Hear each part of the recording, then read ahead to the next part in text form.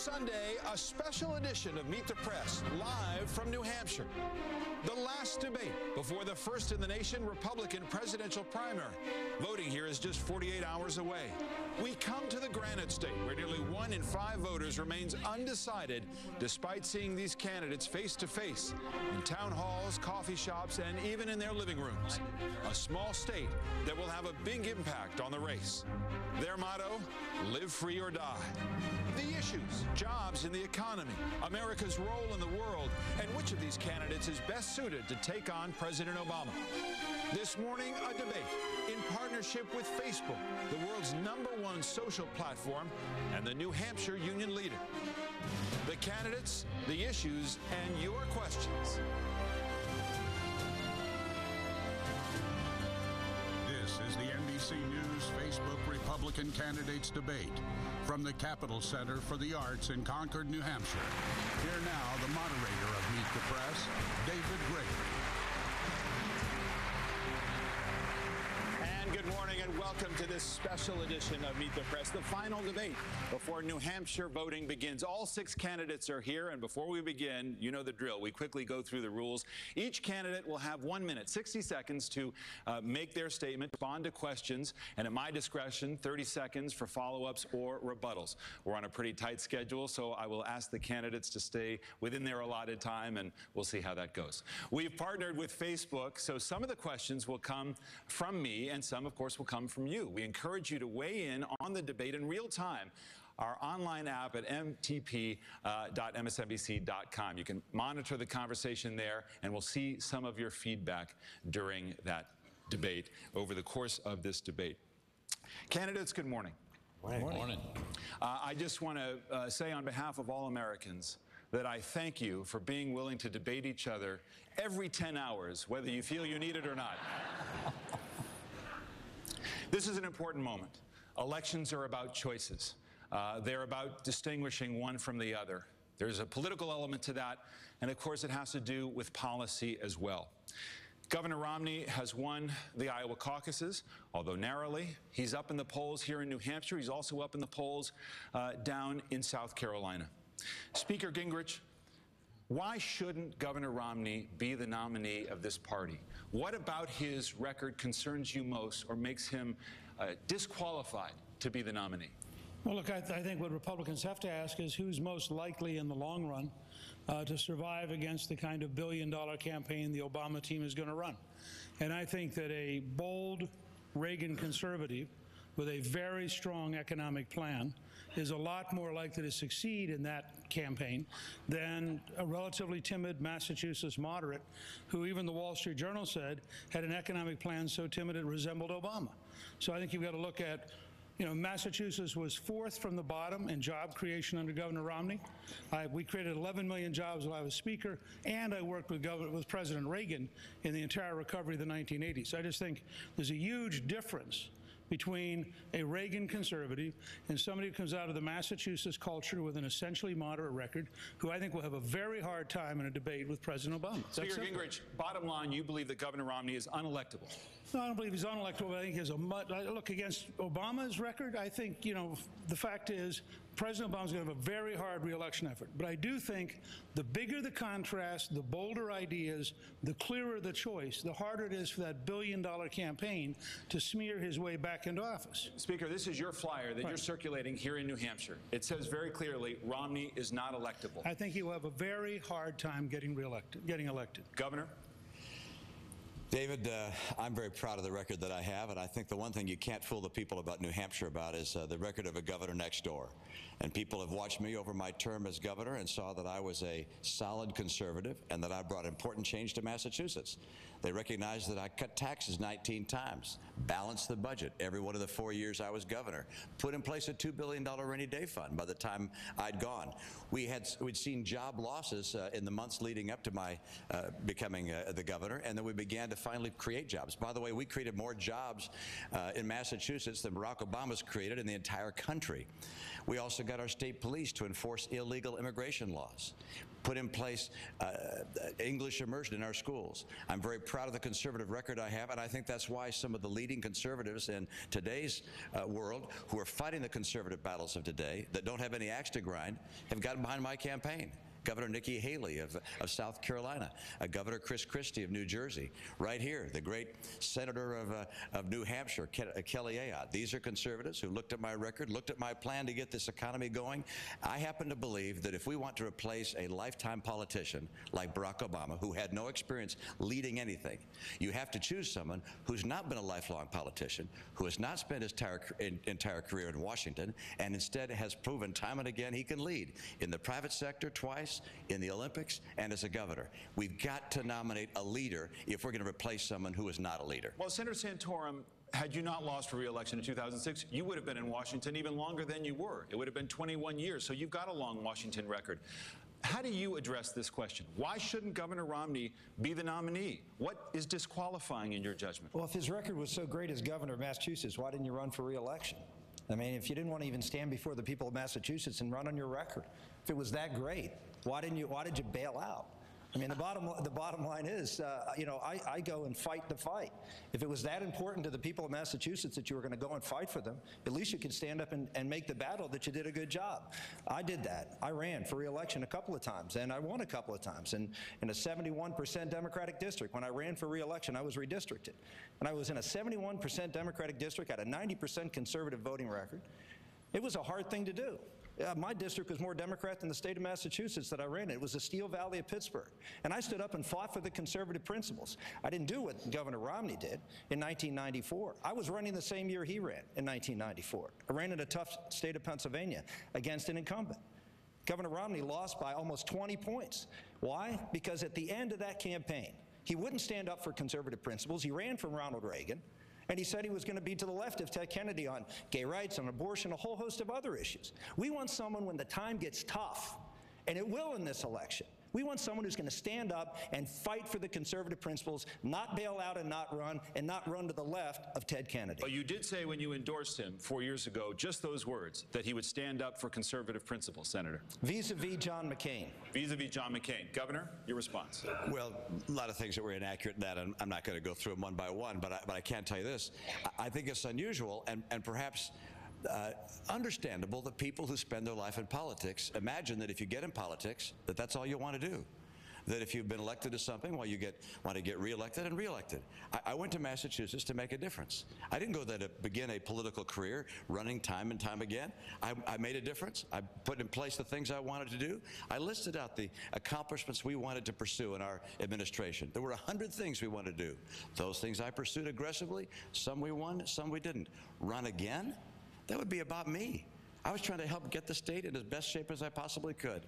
Left the world of politics, went back into business. Now I have the opportunity, I believe, to use the experience I have. You got a surprised look at your face. Wait, wait, it's still my time. Are you going to tell people you're not going to run for re-election for president if you win? Rick, it's still my time. I'm just asking. Okay. Well, go ahead, Governor Romney, take 30 seconds there. Yeah. What I'm going to tell you is, this for me, politics is not a career. For me, my career was being in business and starting a business and making it successful. My life's passion has been my family, my faith, and my country. I believe by virtue of the experiences I've had that I'm in a good position to make a contribution to Washington. I long for a day when instead of having people who go to Washington for 20 and 30 years who get elected and then when they lose office, they stay there and make money as lobbyists or connect into businesses. I think it stinks. I think we ought to have people go to Washington and serve Washington and serve as the people of their nation and go home. I'd like to see term limits in Washington. So one term. And so, as the President of the United States, if I'm elected, of course I'll fight for a second term. Speaker Gingrich, there's a lot of work to be done. Take 30 seconds here to get in. Mitt, I realize the red light doesn't mean anything to you because you're the front runner.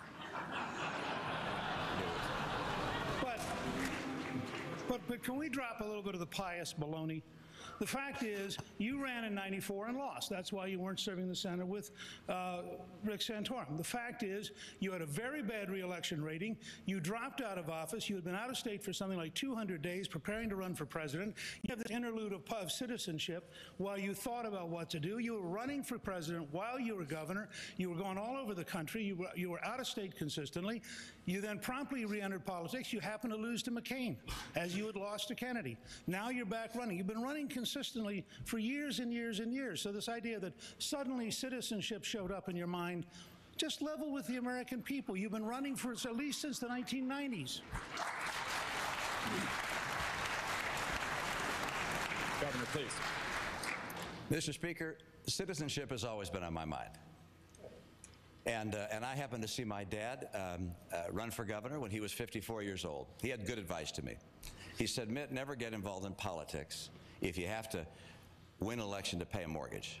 If you find yourself in a position when you can serve, well, you ought to have a responsibility to do so if you think you can make a difference. He said, also don't get involved in politics if your kids are still young, because it may turn their heads.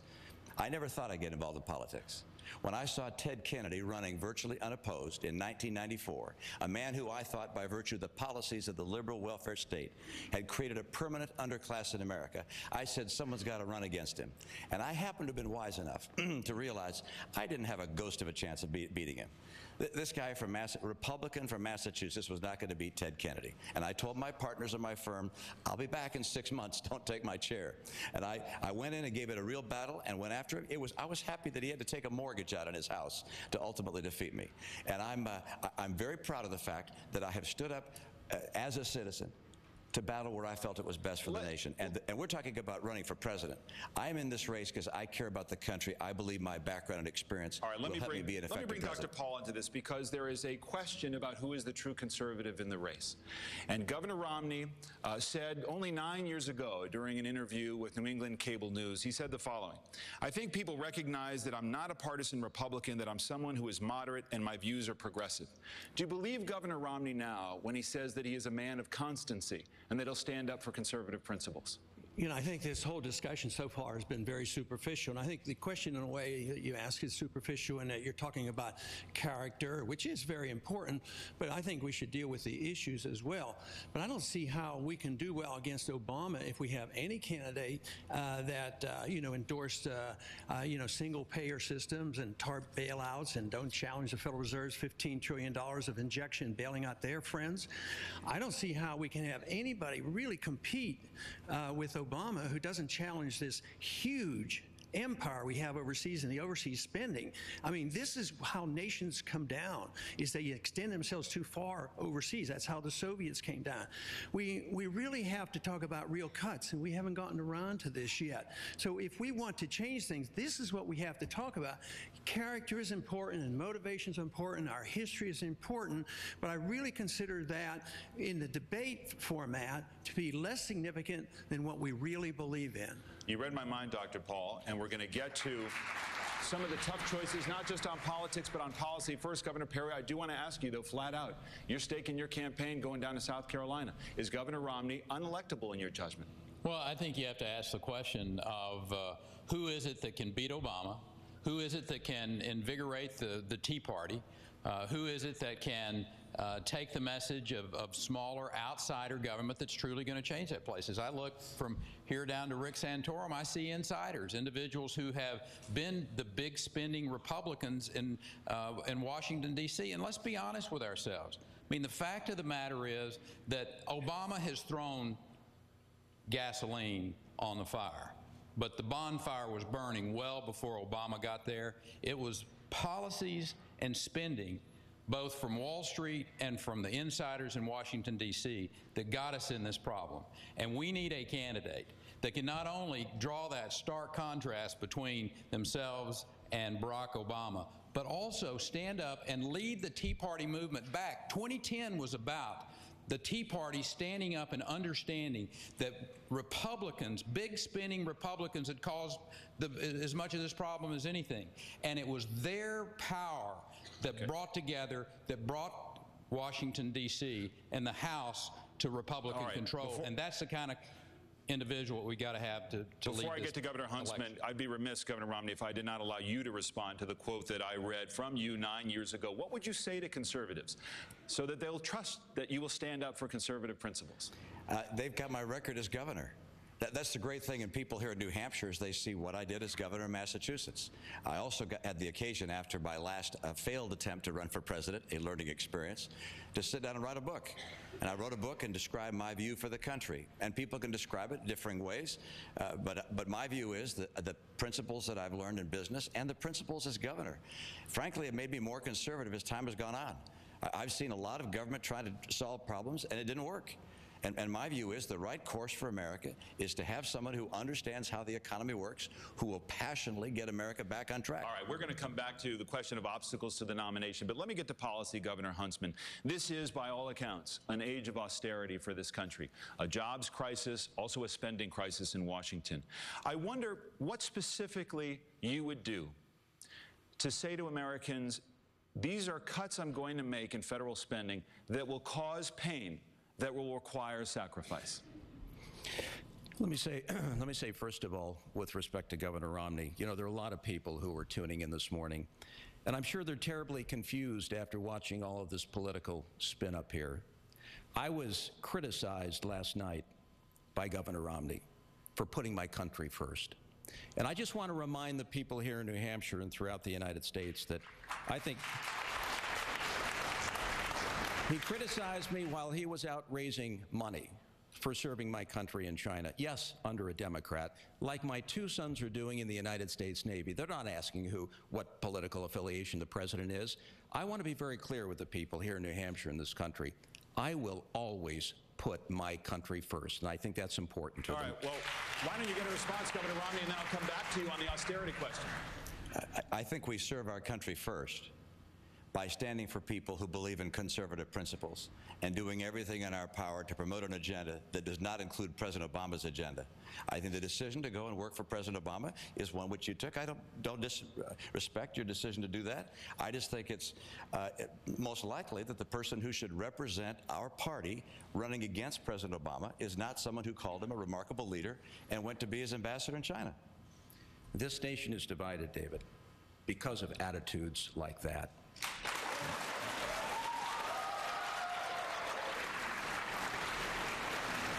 The American people are tired of the partisan division. They have had enough. There is no trust left among the American people in the institutions of power and among the American people in our elected officials. All right. And I say, we've had enough, and we have to change our direction in terms of coming together as Americans first and foremost and finding solutions to our problems. Let's not be superficial. Let's talk substance. So, Governor Huntsman, name 3 areas where Americans will feel real pain in order to balance the budget.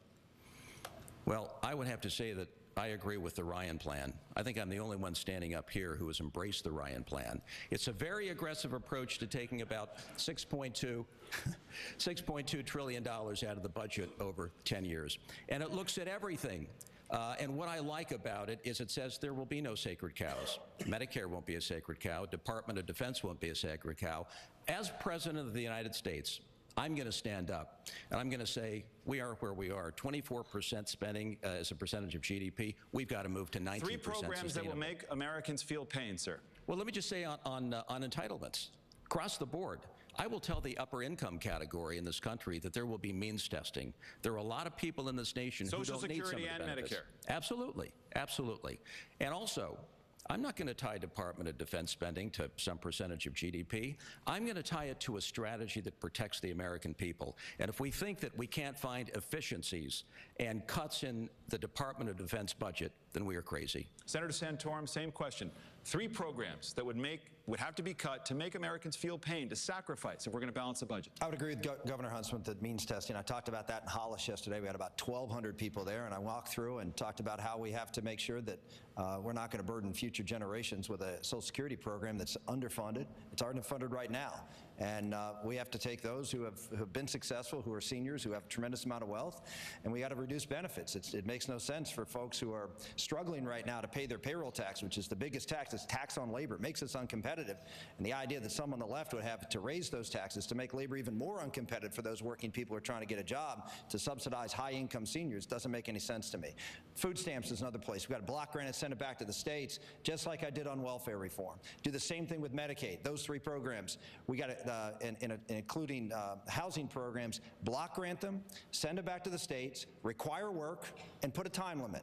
You do those three things, we will help take these programs, which are now dependency programs, which people are continually dependent upon, and you take them into transitional programs to help people move out of poverty. Speaker Gingrich, on the issue of Medicare, when you were on Meet the Press earlier in the year, you had talked about what Paul Ryan was talking about as a step too far, which is moving seniors onto a premium support or a voucher program, depending on how you phrase it.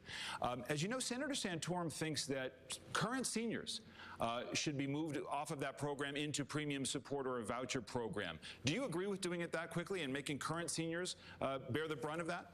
Well, the fact is that the Ryan-Wyden bill, which was just introduced recently, actually incorporates allowing people to choose and allows them to stay in traditional Medicare with the premium support model or go to new methods. And I think it's a substantial improvement because it allows for a transition in Medicare in a way that makes sense. But David, you know, I find it fascinating that very, very highly paid Washington commentators and Washington analysts love the idea of pain. Who's going to be in pain? The duty of the president is to find a way to manage the federal government so the primary pain is on changing the bureaucracy. On theft alone, we could save $100 billion a year in Medicaid and Medicare if the federal government were competent. That's $1 trillion over 10 years, and the only people in pain would be crooks. So I think a sound approach is to actually improve the government, not punish the American people because of the failure of the political class to have any sense of cleverness. Governor Perry, from Facebook, a lot of questions, as we mentioned, have been submitted. And this from Martin Montalvo, because we do have a spending crisis, but also a lot of people hurting. He writes this: with more Americans on government assistance than ever before, is it un-American for Americans to feel relieved when the government helps them? Well, let me answer the question that you asked earlier. What are the three areas that you would make some reductions that people would feel some pain? And I will tell you, it would be those bureaucrats at the Department of Commerce and Energy and Education that we're going to do away with.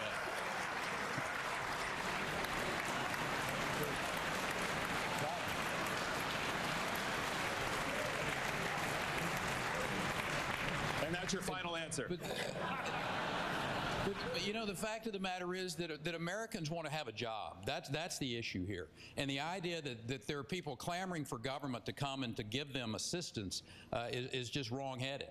And that's what we need to be focusing on as a people, is how do we create the environment in this country where the entrepreneurs know that they can risk their capital, have a chance to have a return on the investment, and create the jobs out there so people can have the dignity to take care of their families. That's what Americans are looking for. I've done that for the last 11 years in the state of Texas and have the executive governing experience that no one else up here on the stage has. All right, I'm going to leave it there. We're going to take a quick break. We are going to come back live from New Hampshire with many more questions for the candidates and feedback from you. So please participate online at mtp.msnbc.com. We're coming right back to New Hampshire.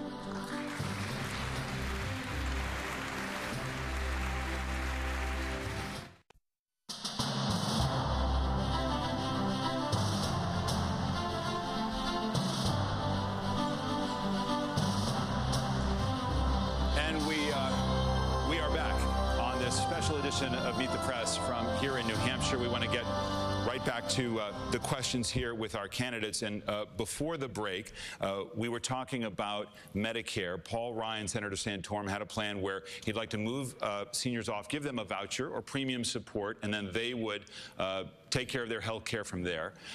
There's a lot of debate about that. And I mentioned, you said, seniors should be affected right now, 55 plus, have them affected right now, which has been somewhat controversial. You wanted to respond to that. Well, you know, I hear this all the time when I've been campaigning around the state. You know, we should have the same kind of health care that members of Congress have. Well, that's pretty much what Paul Ryan's plan is. The members of Congress have a premium support model. So does every other federal employee. I mean, it works very well. As you know, the federal government has a liability. They put money out there, and then if you want, You have about this thick if you're an employee in Washington, D.C. You've got a whole bunch of different plans to choose from, and you have all sorts of options available to you. If you want a more expensive plan, you pay more of a co-insurance. If you want a less expensive plan, you don't. But here's the fundamental difference between Barack Obama and everybody up here. It's whether you believe people can be free to make choices or whether you have to make decisions for them. And I believe seniors, just like every other American, should be free to make the choices in their health care plan that's best for them. Governor Romney, there's a lot of discussion this morning on Facebook about taxes. And as we talk about taxes and spending, of course, we talk about economic security and economic growth. There's been a debate in Washington and beyond, as you well know, between Warren Buffett and Grover Norquist. Grover Norquist, the anti-tax crusader who says no tax increases under any circumstances. Warren Buffett says, hey, the wealthier in this country can pay more, and they should pay more. Indeed, balancing the budget is a way for more economic growth down the line. Who knows more about the American economy, Grover Norquist or Warren Buffett? Well, who knows more about tax policy? I'm not sure that we're going to choose from the two of them, but I can tell you this. The right course for America is not to raise taxes on Americans. I understand that President Obama and people of his political persuasion would like to take more money from the American people. And they want to do that so they can continue to grow government. And the answer for America is not to grow government, it is to shrink government. We've been going, over the last 20, 30, 40 years, government keeps growing at a faster rate relative to inflation. We've got to stop the extraordinary spending in this country. That's why I put out a plan that reduces government spending. I cut programs, a whole series of programs. By the way, the number one to cut is Obamacare. That saves $95 billion a year. Return, just as Rick indicated, return to states a whole series of programs, food stamps, housing vouchers, Medicaid, and then set how much goes to them. And finally, with regards to entitlements, in the entitlement reform area, I do not want to change Medicare and Social Security for current retirees. But for younger people coming up, they have to recognize that in the future, higher income people will receive less payments of the premium support program. Governor Huntsman, who knows more about the American economy? In addition to that question, you seem to be a little bit uncomfortable with a moment from earlier in this debate cycle when everybody said that they would reject even a 10-to-1 ratio of cuts to new taxes.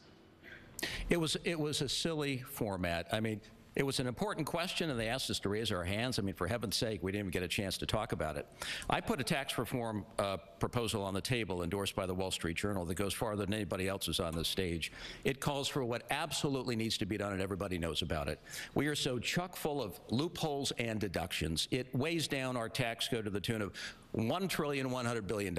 You can't compete that way. It gives rise to lobbying on Capitol Hill that needs to clean up. We've got to phase out loopholes and deductions in total, and we've got to say so long to corporate welfare and to subsidies, because this country can no longer afford it, and we've got to prepare for competition in the 21st century. Speaker Gingrich, if you become President Gingrich, and the leader of the Democrats, Harry Reid, says he's going to promise to make you a one-term president, how would you propose to work with someone like that in order to achieve results in Washington?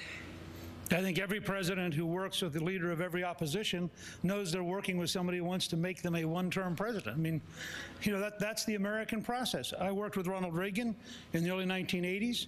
Tip O'Neill was Speaker. He wanted to make Reagan a one-term president.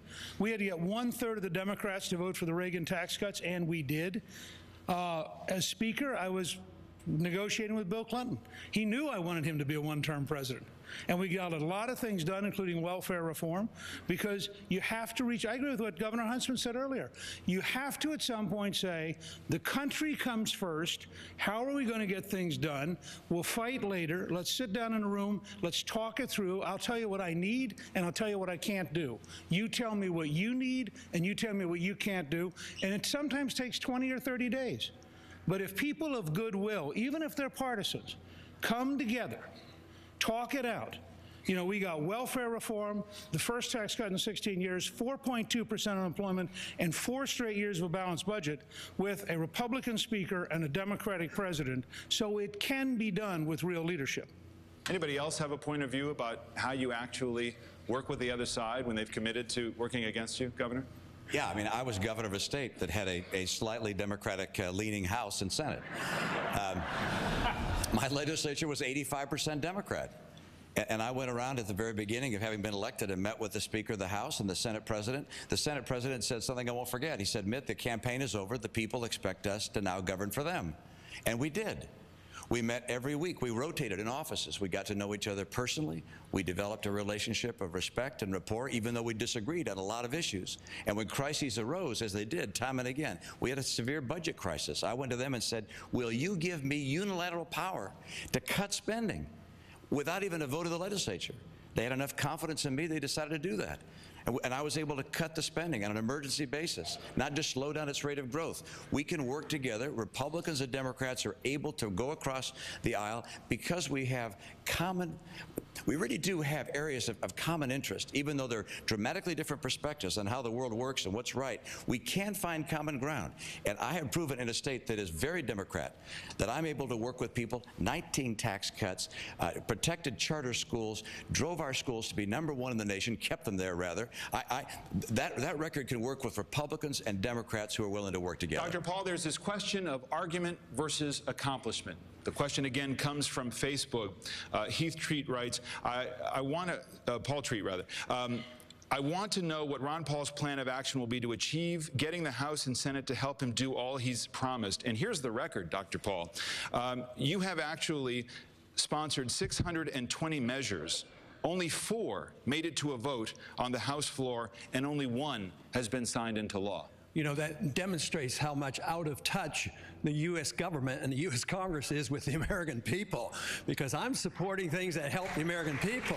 That's the disgust that people have because they keep growing government, whether it's the Republicans in charge or the Democrats in charge.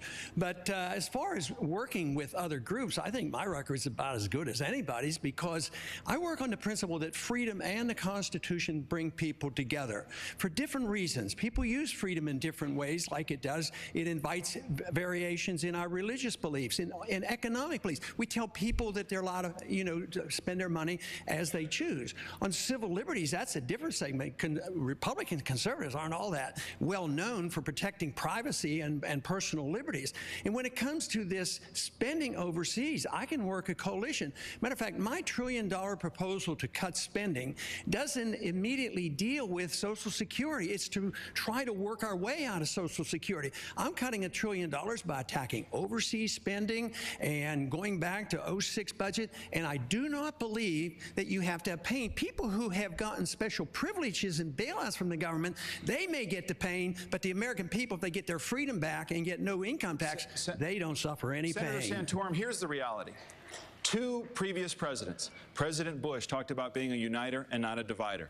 President Obama talked about transforming Washington, and it hasn't worked. Washington is polarized, the country is polarized, and the American people are pretty sick of the fact that nothing gets done in Washington.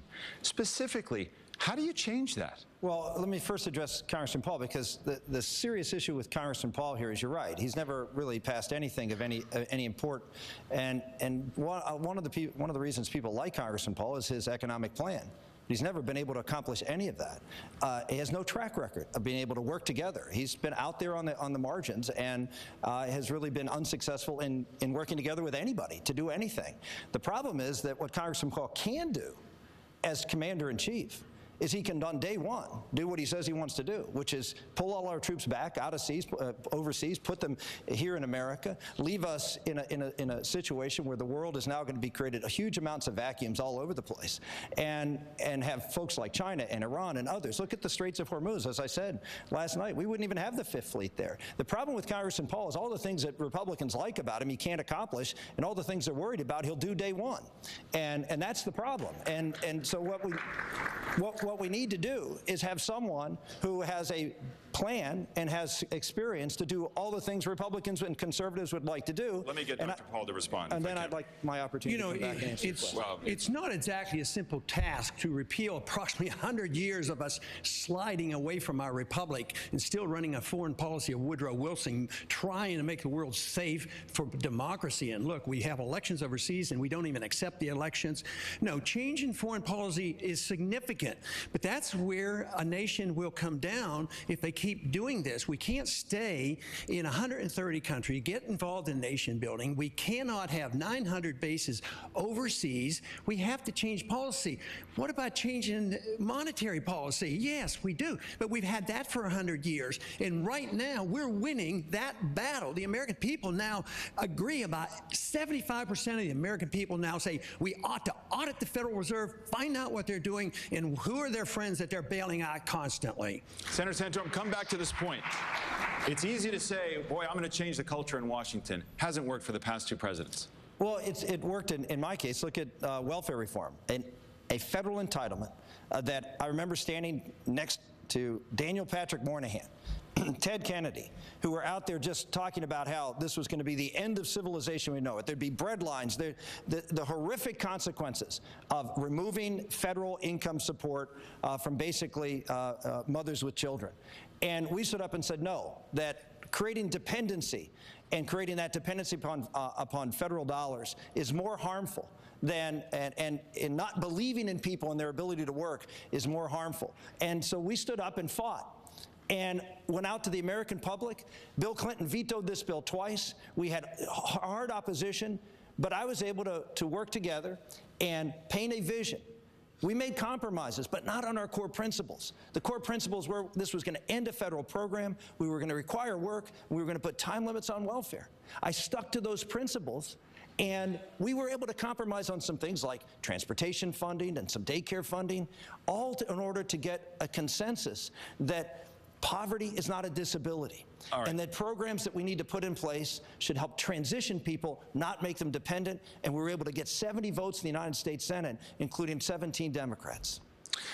Governor Huntsman, this question of if the leader of the Democrats promised to make you a one-term president, how would you go about dealing with them in a more effective way than you think the man you served, President Obama, did? I think it comes down to one word, David, and I think the one word is trust. When the American people look at the political process play out, they hear all the spinning and all the doctrinaire language, and they still walk away with the belief that they're not being represented in Congress, that there's no trust in the executive branch. I mean, Simpson-Bowles' bipartisan proposal lands right on the desk of Barack Obama, and it lands in the garbage can. The first press conference I had when I ran for governor in 2004 was on ethics in government service. I talked about term limits. I talked about campaign finance reform. I talked about the role of lobbyists and knew I would make a lot of friends. I had one member of the legislature who supported me in that run. We won because we had the will of the people. And I believe the next president, and if that is to be me, I want to roam around this country and I want to generate the level of excitement and enthusiasm that I know exists among the American people to bring term limits to Congress, to close the revolving door on members going right on out and becoming a lobbyist. We've got to start with the structural problems. There is no trust. All right. Governor Perry, I want to continue on the theme of leadership. We need to.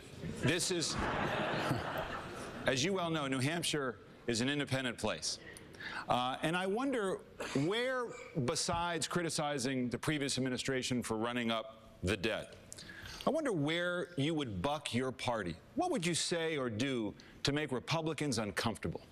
I hope I'm making Republicans uncomfortable right now by talking about the spending that they've done back in the 2000s when we had control of both parties. But aside from that, I just mentioned that. Well, listen, Dr. Paul says that the biggest problem facing this country is our work overseas. I disagree with that. The biggest problem facing this country today is a Congress that is out of control with their spending. And we've got to have someone, an outsider, that will walk in, not part of the insider group that you see here, people who have voted for raising the debt limit, people who have been part of the problem that is facing America. I will tell you two things that can occur that a president can lead the charge on, and it will put term limits into place. One of those is a part-time Congress to tell those members of Congress, we're going to cut your pay, we're going to cut the amount of time that you spend in Washington, D.C., send you back to your district so you can have a job like everybody else in your district has and live under the laws of which you pass, and then a balanced budget amendment to the United States Constitution. Governor, my question, do those two things, my question, sir, was that will make them uncomfortable. You think telling conservatives a balanced budget amendment is something I'm going to do and I'm going to cut spending? that's going to make them uncomfortable? You darn right, because there's a bunch of people standing up here that say they're conservatives, but their records don't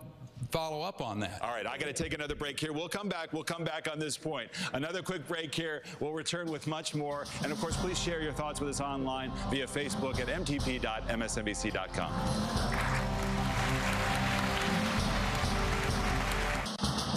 The NBC News Facebook Republican presidential candidates debate continues in partnership with the New Hampshire Union Leader.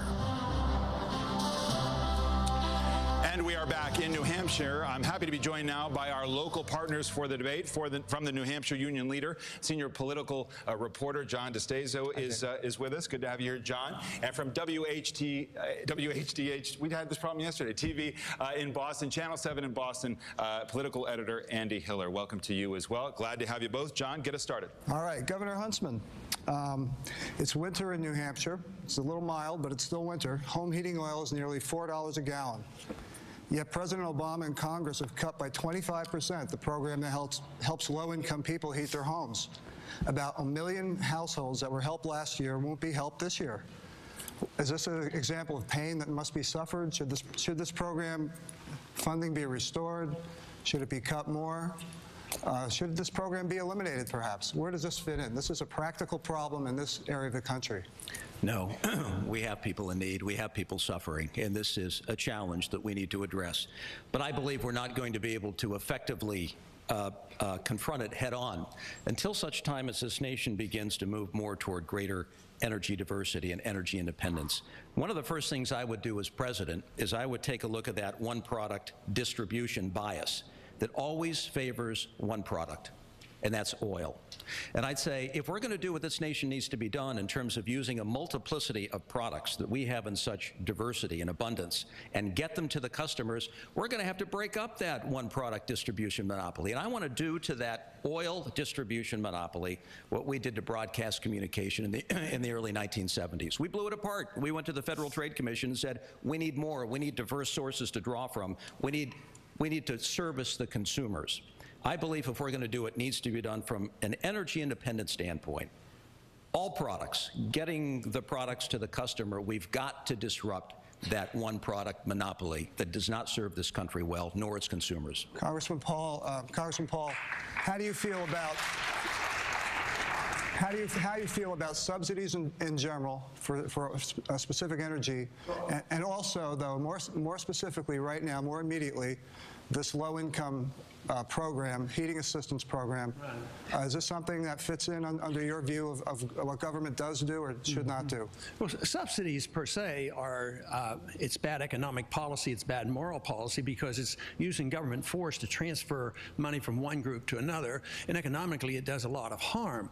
But when it comes to energy, we should deregulate it like others talk about. But we need to talk, supply and demand. Everybody knows about supply and demand. They talk about oil, and if we had more gets that there's 50% of a transaction is the monetary unit, and you don't deal. Very few people talk about the supply and demand of money, and when you create a lot of money, prices go up. So it goes up in the areas where government most gets involved, in education and medical care, housing, and in energy. So prices go up much faster than any other place. So if you subsidize somebody and you print money to do it, you compound the problem. It's good politics. Yeah, I'm going to subsidize you and take care of you, but it's bad economic policy, and it's not a good way to find any answers. Governor Romney, this is such an important topic because beyond the regional implication, there's also a larger question about the social safety net. You talk all the time about opportunity for Americans, but what about Americans left behind? In this age of austerity, what do Americans have to learn to live with less of? Well, what we don't need is to have a federal government saying we're going to solve all the problems of poverty across the entire country. Because what it means to be poor in Massachusetts is different than Montana and Mississippi and other places of the country. And that's why these programs, all these federal programs that are bundled to help people and make sure we have a safety net, need to be brought together and sent back to the states. and let states that are closest to the needs of their own people craft the programs that are able to deal with the needs of those folks. So whether it's food stamps and housing vouchers, they're certainly on the list, but certainly Medicaid, home heating oil support. What unfortunately happens is with all the multiplicity of federal programs, you have massive overhead with government bureaucrats in Washington administering all these programs. Very little of the money that's actually needed by those that really need help, those that can't care for themselves, actually reaches them. The government folks in Washington keep building program after program. It's time to say enough of that. Let's get the money back to the states the way the Constitution intended, and let states care for their own people in the way they feel best. Andy Hiller. Governor Romney, I'd like to remind you of something you said in Bay Windows, which is a gay newspaper in Massachusetts, in 1994 when you were running against Senator Kennedy. These are your words. I think the gay community needs more support from the Republican Party, and I would be a voice in the Republican Party to foster anti-discrimination efforts. How have you stood up for gay rights, and when have you used your voice to influence Republicans on this issue? Andy, as you know, I don't discriminate. And in the appointments that I made when I was governor of Massachusetts, a member of my cabinet was gay. I appointed people to the bench regardless of their sexual orientation. I made it very clear that in my view we should not discriminate in hiring policies, in legal policies. At the same time, from the very beginning in 1994, I said to the gay community, I do not favor same-sex marriage. I oppose same-sex marriage, and that has been my view. But if people are looking for someone who will discriminate against gays, or will in any way try and suggest that people that have different sexual orientation don't have full rights in this country, they won't find that in me. When's the last time you stood up and spoke out for increasing gay rights? Right now.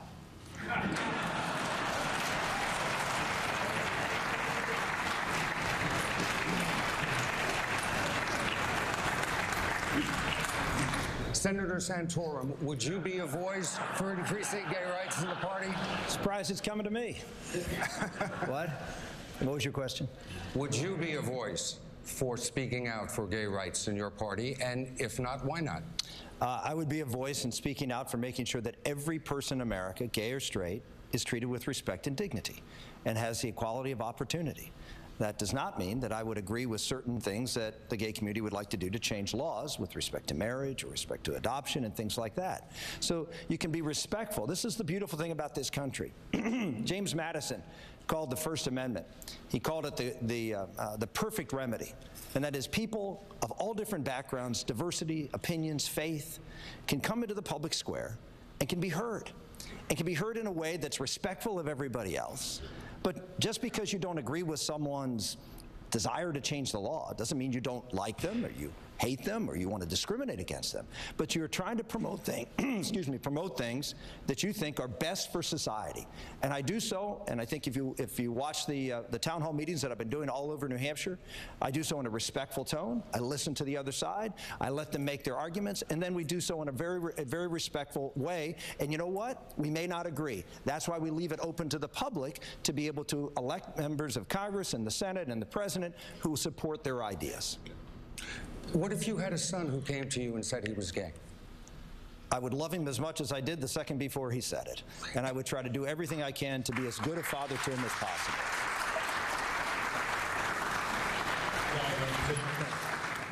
Governor Perry, we're going to move on. Right to work, which outlaws mandatory union membership, as you know, continues to be a major issue in the state of New Hampshire. You've spoken about promoting having states pass state laws. What about on the federal level? Do you see this as a federal issue and one that you would promote as president?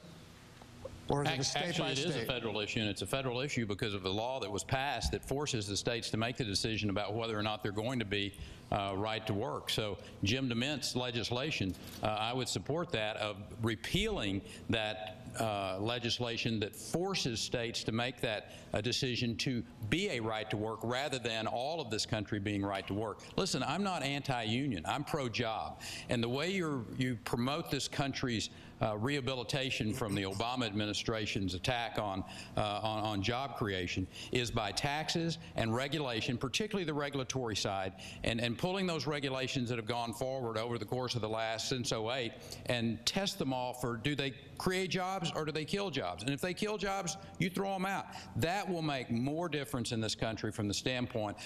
I'm a right-to-work guy. I come from a right-to-work state, and I will tell you, if New Hampshire wants to become the magnet for job creation in the Northeast, you pass that right-to-work legislation in this state. I'd like to ask both Governor Romney quickly and Senator Santorum quickly, what positive contributions do labor unions provide in this country at this point in the 21st century? Well, the Carpenters Union, for instance, trains their workers to be more effective on the job, and when they compete against non-union workers, why they do that on a fair basis, if that happens, that's a positive contribution. But let me just say this with regards to unions. I agree with Governor Perry. Right-to-work legislation makes a lot of sense for New Hampshire and for the nation. But also, let's not forget the government unions and the impact they're having. If we're going to finally pull back the extraordinary political power government unions are exerting in this country, we're going to have to say that people who work for the government workers, should have their compensation tied to that which exists in the private sector. People who are government servants, public servants, should not be poor. The taxpayers who are caring for them. Governor, can I just, very quickly, Senator, because we're about to hit a hard break, a quick comment on this? Yeah, I will. I've signed a pledge that I would support a national right to work. When I was it was mentioned this last night, when I was a senator from Pennsylvania, I didn't vote for it because Pennsylvania is not a right to work state, and I didn't want to vote for a law that would change the law in Pennsylvania, number one. Number two, what can unions do? As Mitt mentioned, they can do training. They also do a lot in the community. I work with a lot of labor unions in Philadelphia and other places to do a lot of community involvement work, and they try to participate as good members of the community like a business does. I got to cut you off. I apologize. We have a mandatory break. We'll be back with more questions in just a moment. The NBC News Facebook Republican presidential candidates debate continues from New Hampshire. Now, the moderator of Meet the Press, David Gregory.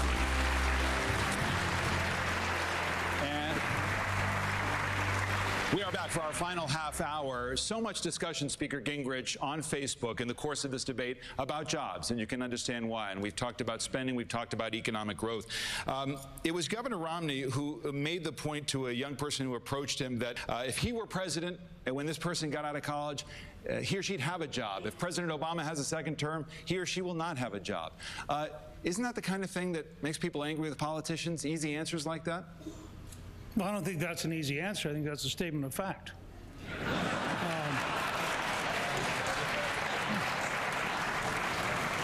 You know, let me take, I want to go back to what John DeStesso said, because it's exactly the same question.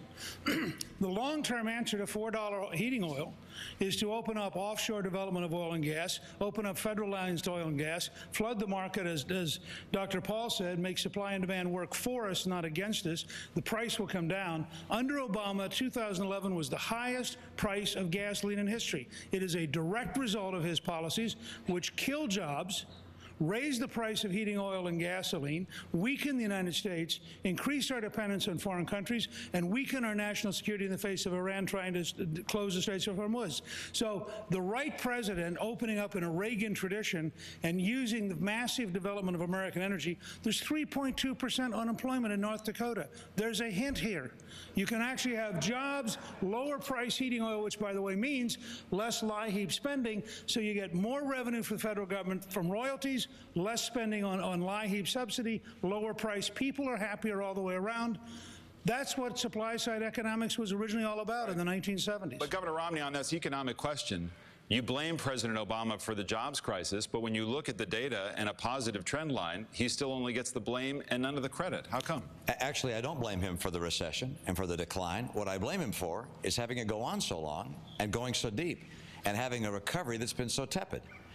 Businesses I talk to all over the country that would normally be hiring people are not hiring. And I ask them why. And they say because they look at the policies of this administration and they feel they're under attack.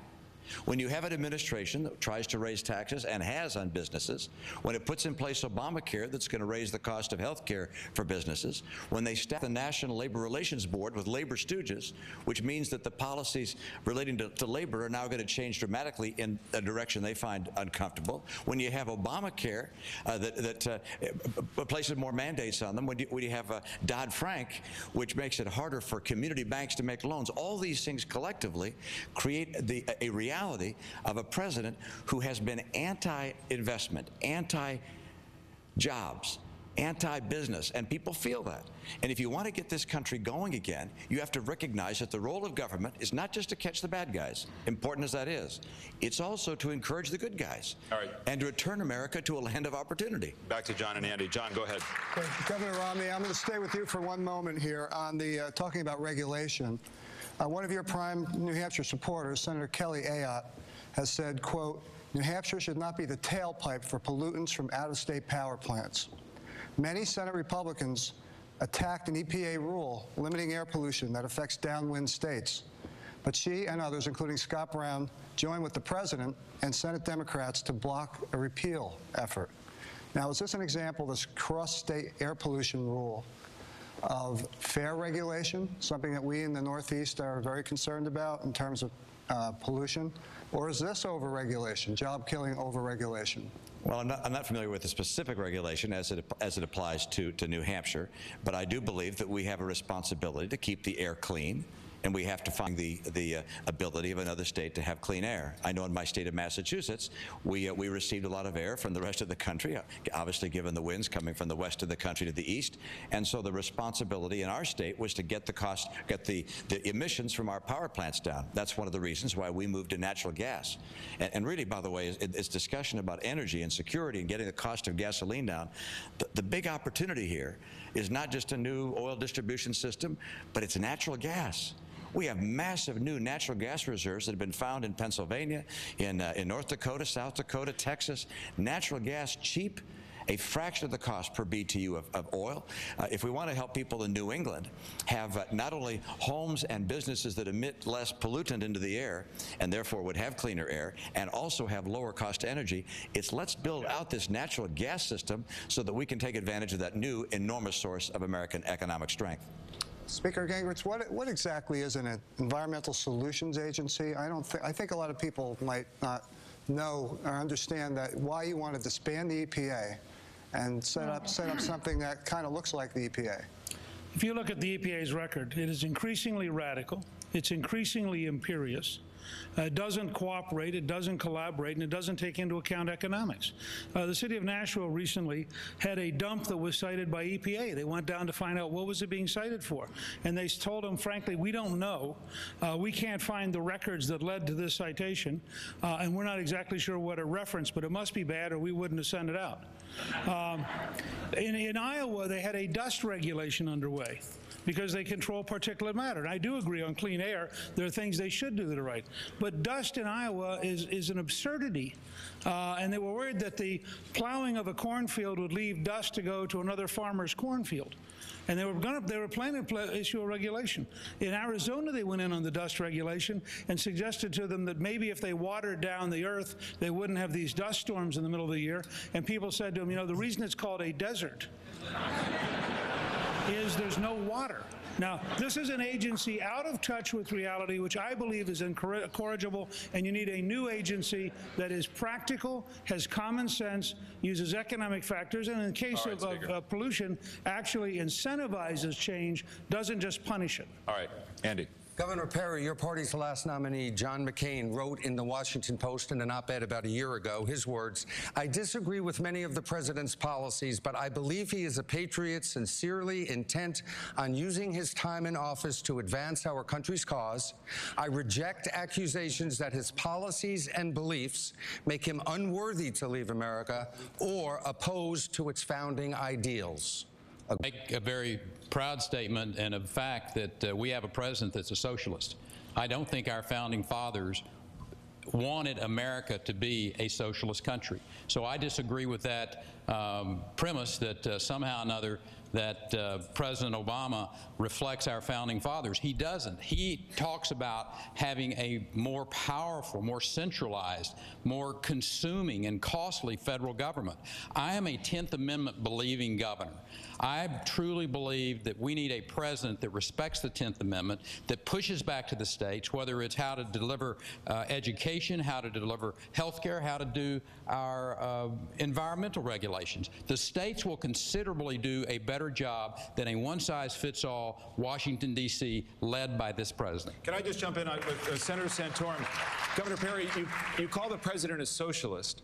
Senator Santorum, when you voted for a new prescription drug benefit that did not have a funding mechanism, were you advancing socialism? Well, it's one of those things that I had a very tough vote. As you know, in that bill, we had health savings accounts, something I'd been fighting for 15 years to transform the private sector healthcare system into a more consumer, bottom-up way of doing it. We also had Medicare Advantage to transform the entire Medicare system into Medicare Advantage is basically a premium support type model. Were you advancing socialism, though? So, that's the point.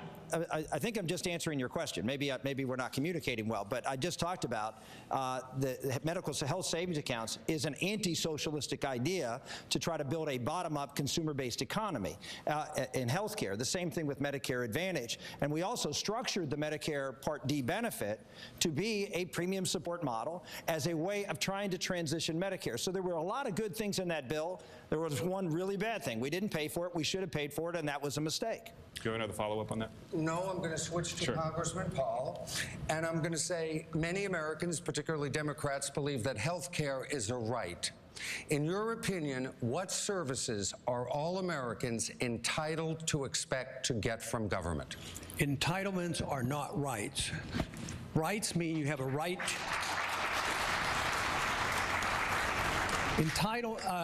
Rights mean you have a right to your life, and you have a right to your liberty, and you should have a right to keep the fruits of your labor. And this is quite a bit different, but earlier on there was a little discussion here about gay rights. I, in a way, don't like to use those terms, gay rights, women's rights, minority rights, religious rights. There's only one type of right. It's your right to your liberty. And I think this causes divisiveness when we see people in groups, because for too long we punish groups. So the answer then was let's relieve them by giving them affirmative action. So I think both are wrong. If you think in terms of individuals and protect every single individual, no, they're not entitled. One group isn't entitled to take something from somebody else. And the basic problem here is there's a lot of good intention to help poor people, but guess who gets the entitlements in Washington? The big guys get the rich people. They run the entitlement system, the military-industrial complex, the banking system. Okay. Those are the entitlements we should be dealing with. Dr. Ball, thanks. In our remaining moment here, back to you, John. Okay. Well, Governor Huntsman, Andy and I are about to wrap up our role in this debate. And as we do, I'd like to ask you, as someone who's been here in New Hampshire a while, what is our state motto, live free or die, mean to you personally, and how would it guide you in the White House? It is the fulfillment of a citizenry being able to live out the meaning of our founding documents: life, liberty, and the pursuit of happiness. And everywhere I have gone in this great state, and we've done 160+ public events, I feel it and I sense it, and people take that very seriously. You know what else they take seriously? They take seriously the idea of real leadership. I've heard a lot of obfuscating up here, the blame game, talking about gays, talking about unions. Everybody's got something nasty to say. You know what the people of this country are waiting for? And the people that they want a leader who is going to unify, who's going to bring us together. Because at the end of the day, that's what leadership is all about. It's not about taking on different groups and vilifying them for whatever reason. It's about projecting a vision for a more hopeful tomorrow. That's why there is no trust in this country today. And that's why, as president, I'm going to attack that trust deficit just as aggressively as I attack that economic deficit. Because with no trust, I can't think of anything more corrosive longer term for the people of this nation. All right, we're gonna leave it there. Thank you, John. Thank you, Andy, both. We're going to take another quick break here. I'll be back with a final round of questions, including your questions from our Meet the Press Facebook page. We're back with our final moments in just a moment.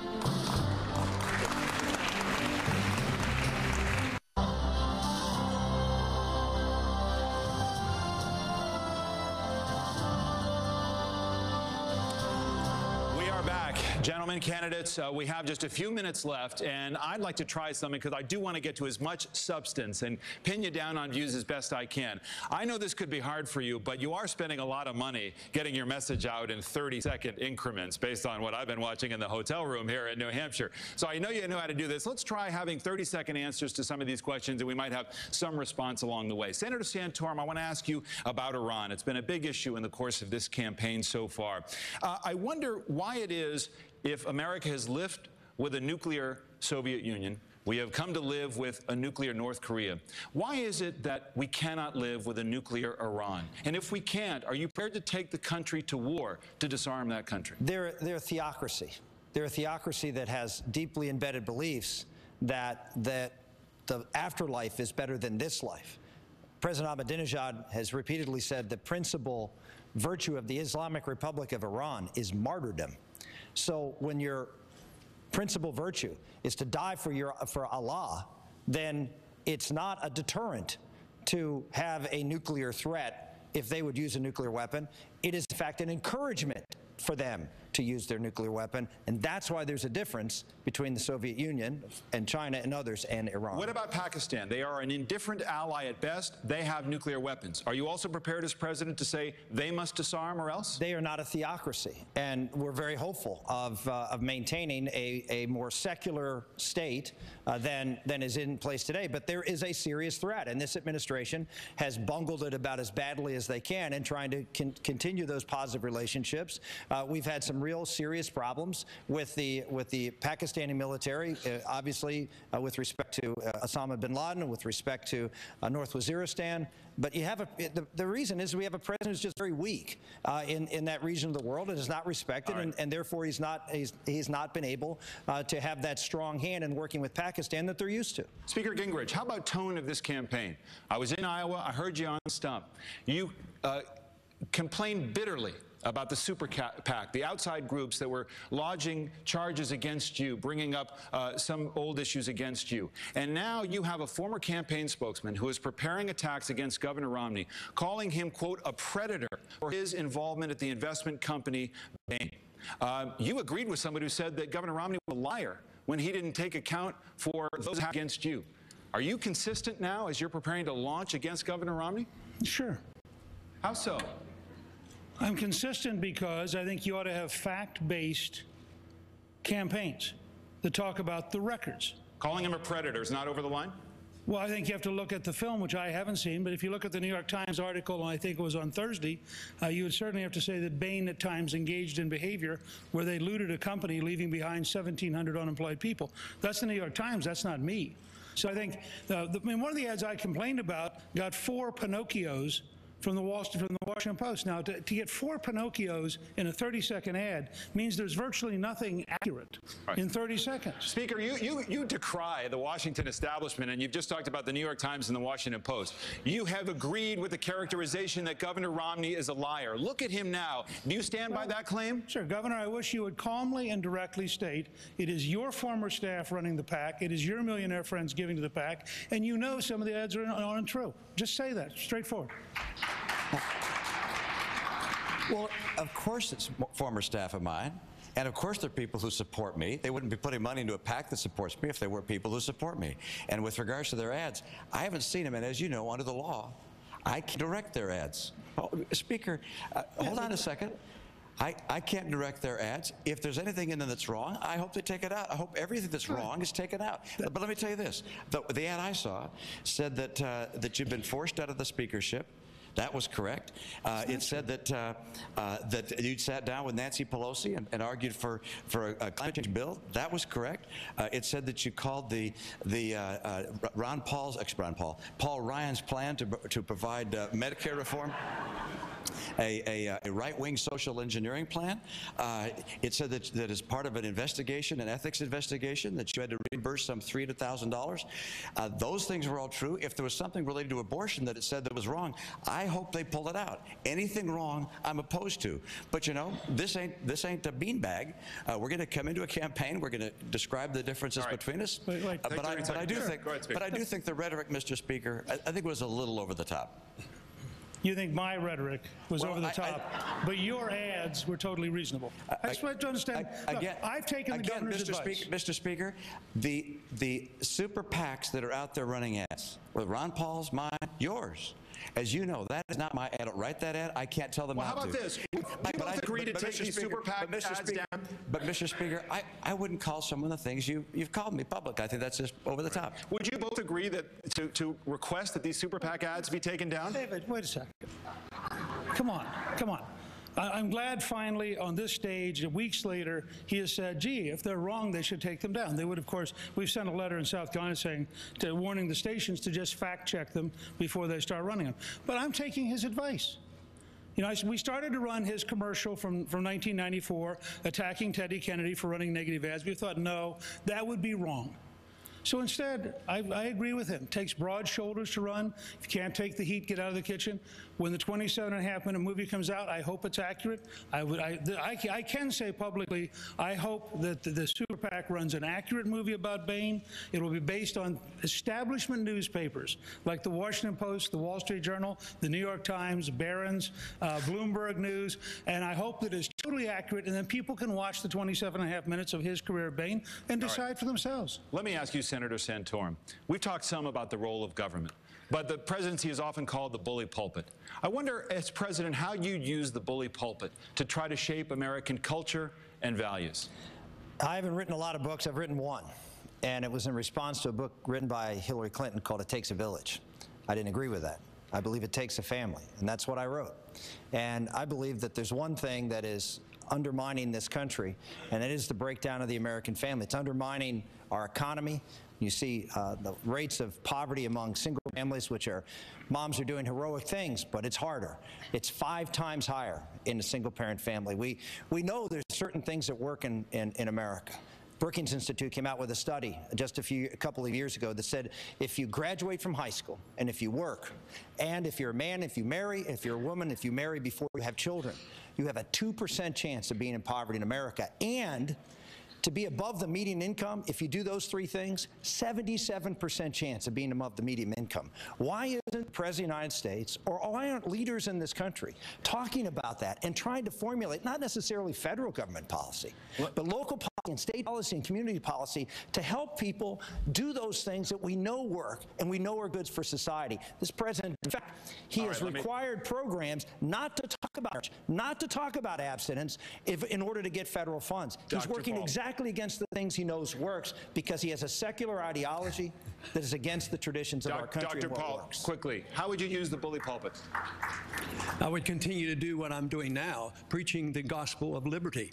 I think that the most important ingredients in this country that made us great was our founders understood what liberty meant, and that is what we need. We have deserted that. We have drifted a long way. It involves our right to our liberty. We ought to be able to keep the fruits of our labor. We ought to understand property rights. We ought to understand contract rights. We ought to understand what sound money is all about, and we ought to understand what national defense means. That means defending this country. That is the bully pulpit we need. We need to defend liberty.